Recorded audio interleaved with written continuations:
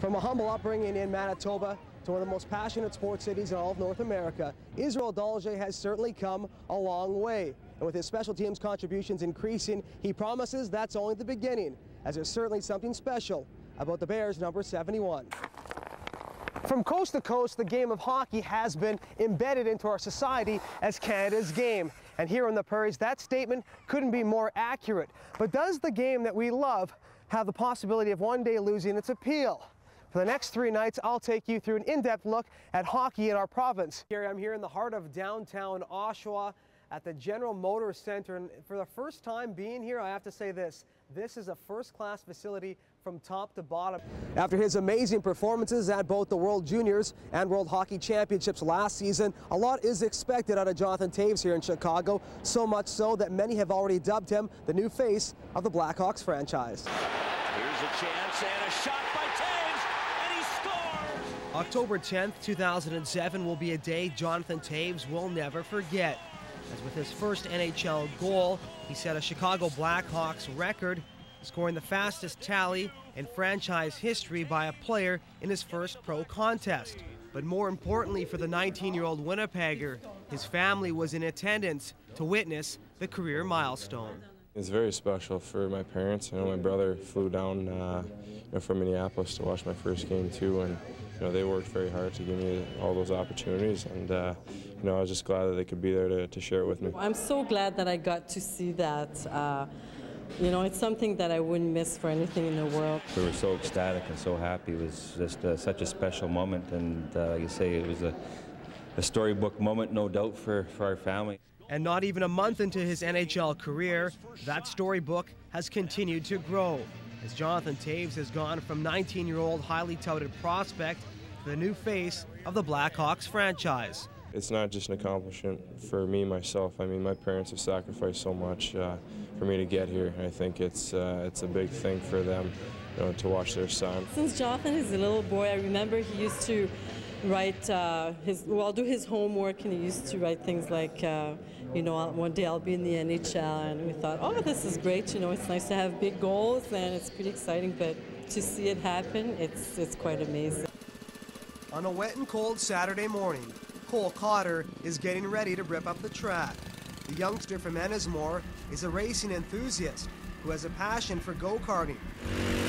And at just 10 years of age, he has an incredible craving for speed. I love speed. I have a game called Need for Speed at home, and I play it like every day. I can go 80 miles per hour when the restrictor plate's not in, but when it's in, it goes between 40 and 50.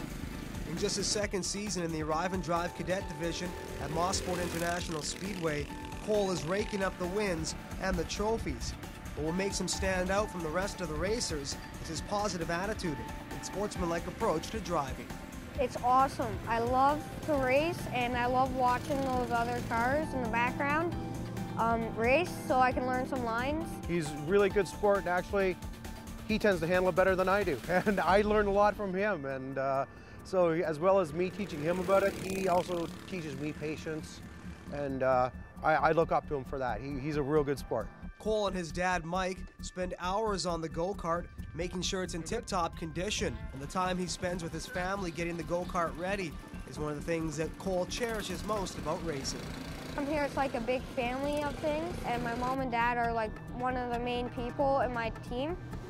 So I'm happy that they're part of my team. It's great. It brings a smile to your face. The Peterborough hockey coach was suspended until April after pulling his team off the ice over a racial slur. Sports director Tyler Calver joins us with the latest on this story. Tyler? Carrie J. Peterborough business owner Greg Walsh is known throughout the city as an avid sports fan. He has a great love of hockey and golf.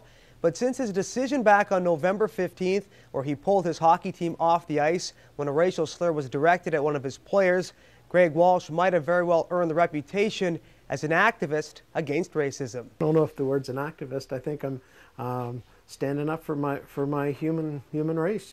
December 20th will be forever remembered as a day of vindication for Peterborough hockey coach Greg Walsh and the player he stuck up for, Andrew McCallum. I'm really grateful about it. I'd give him a big hug if I could. Well, I already did, but I'd give him another one too. It feels great for Andrew. It really does, because it's certainly all about what we've gone through as a team, the support, the outpouring from everyone in the community. McCallum and Walsh and the entire Napa Auto Parts midget hockey team received an early Christmas present on Monday, as just 4 days after receiving a season-ending suspension, the OMHA Board of Directors held a closed-door meeting on Sunday and reversed their decision. Based on that review, the board has decided to terminate the suspension immediately. Very happy with the board's decision. I think at this point, I mean, we will look at our own rules with regard to that. The kids in our team, certainly, that's been a great lesson for them, and you know, it's been followed by a lot of people, and we're just grateful that it came to a nice result. It means a lot to me, and just very grateful that I have a coach like that. At polling stations across the city, a steady stream of voters, all casting ballots to make a difference in this 38th general election. I'm the voter police, actually. I'm like, you go out and vote today, because, you know, if you don't, then you're not allowed to bitch and moan. Obviously, if an election is closer, this might induce people to turn out. University of Winnipeg political studies professor Alan Mills says voter turnout will play a pivotal role in what kind of Canada we can expect, and that all fingers point to a very interesting minority government.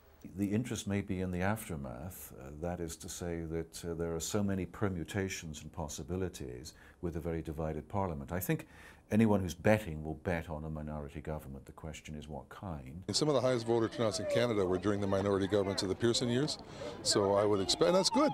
I mean, it's good. The more active people are, the more involved people are, the better it is for Canada. Over the last 15 years or so, it hasn't been very exciting because there hasn't been much of a race. This year, especially in my riding in St. Boniface, it's a good race. It's going to be very tight. And there's nothing like a good horse race to get people excited. Voter turnout has been in a decline since the 1988 federal election, but with the Conservatives and the Liberals in a hard-fought battle and the possibility of a minority government, it appears that this election has definitely grabbed the attention of Canadian voters. We were very concerned that there might be a poor voter turnout, mostly because we've just asked people to vote less than a week ago for the mayor's race. It seems the inverse is true. If anything, people are in a voting frame of mind, you know, they're thinking politics. Polls close at 8:30 across Manitoba. Tyler Calver, Global News, Winnipeg. Focus, determination, dedication, and execution are just a few of the characteristics that Denise Alavantoff displayed this past weekend at a competition in Barrie at Base Borden. The gymnast out of Champions Gymnastics placed second overall out of 73 gymnasts in her level 7 division. There was a lot of girls, there was like 73, so it was a really nervous competition. For her, it's just phenomenal. Denise was injured last year, didn't compete. It was tour selection, so the top 8 get to go to Chicago for a competition. It's like the largest invitational in the world, so it's pretty crazy. And to come off an injury and go to a major meet like this and be able to do what she's done, hold it all together and compete really well on 4 events, it was just amazing. What makes Denise's accomplishment even more impressive is that she was in the first flight and the first competitor to perform. It's been a long time since we've seen this, but the rivalry is, I guess, heating up now. But there was certainly no love lost between the Peterborough Petes and the Oshawa Generals. It's a rivalry for the ages. Every time the two storied franchises play each other, the result is intense competition and a legendary battle.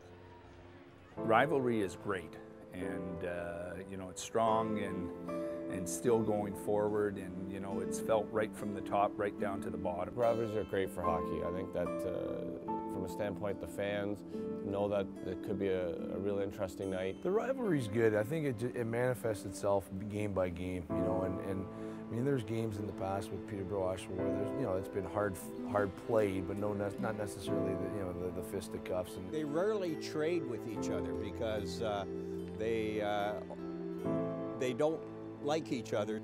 Every year, the rivalry is passed down from team to team. And it's even better when you get those 2 points against Oshawa 45 minutes down the road. As this love-hate relationship has made for some of the most exciting and most memorable junior hockey games. One game here, we were playing them, and Oshawa was the top team in the league at the time. I remember right here in this building, Chris King. Chris and I were on the ice killing a penalty. It was almost like the anticipation was there. We dumped the puck down and the goalie came out and played it, and Chris decided to make him part of the boards. Running Jeff Hackett in the corner and basically standing there, turning around and pointing a stick at their bench. Challenged the whole bench, and about 4 guys jumped on, and all of a sudden we had an all-out brawl. And I just went, my goodness, I grew up pretty quick. That would be really old-time hockey. They kind of frown on that stuff now. The funny thing about that is that one of their guys that jumped on the ice is named Scott Mahoney. He's from Peterborough. While I was living at his parents' house, they were my billets. I remember brawling Thursday night and then bringing players up because there were suspensions, and brawling again Friday. Tradition is very deep in both environments, and I think you don't forget. They hated them. They hated that other team, and the reason why they hated them is because the team before them hated them. And it's funny and ironic that this year we started against Oshawa a back-to-back game. The hatred's definitely there. Sort of thought that you look around, and we weren't in the Civic anymore. It was in the GM Center. So it's a new tradition, new environment. Every team seems to have someone that they just hate playing against. I think it's still Oshawa here, and it'll always be Oshawa as far as I'm concerned. You talk about battles and fights and everything like that. That's all part of this great traditional rivalry.